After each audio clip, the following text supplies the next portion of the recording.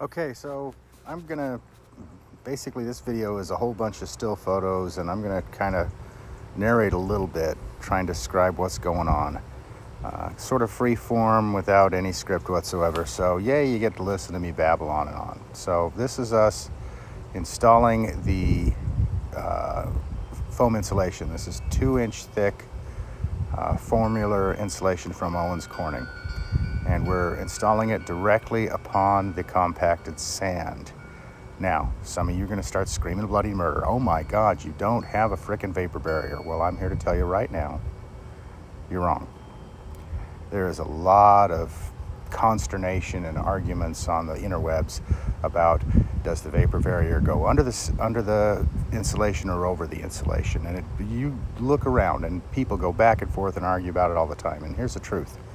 I called the manufacturer. I spoke to Owens Corning, and they told me the vapor barrier goes on top of the insulation, because otherwise the insulation will act like a wick and pull moisture out of the concrete, and it will never dry. So vapor barrier on top of the insulation.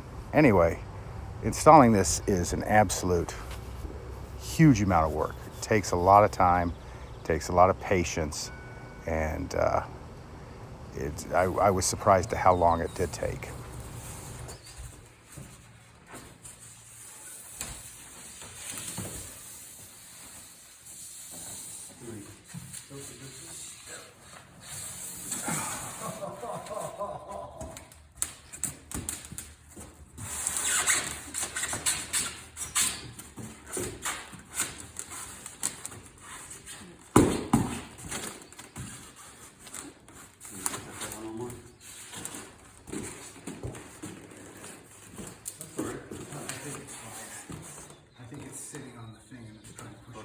Squishing the black box in. Oh, is it? Yeah. All right, let's take it out one final cut. Anyway, as long as you're patient, not your patience. As long as you're very patient, you cut things right, you take your time, it will go in. But it does take a lot longer, like I said.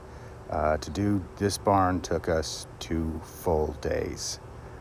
One full day, an entire day to do the barn, and then we finally got around to installing the vapor barrier on a subsequent day. So I got part of it done on one weekend, and then had to wait till another weekend to get the rest done.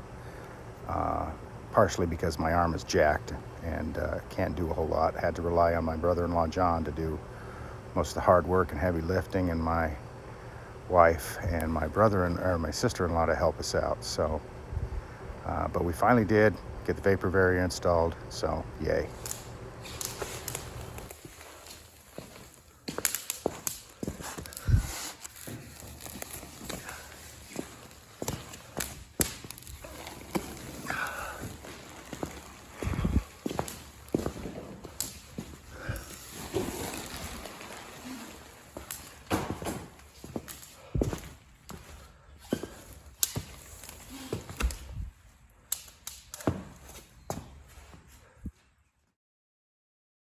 And that's pretty much it. Thanks for watching.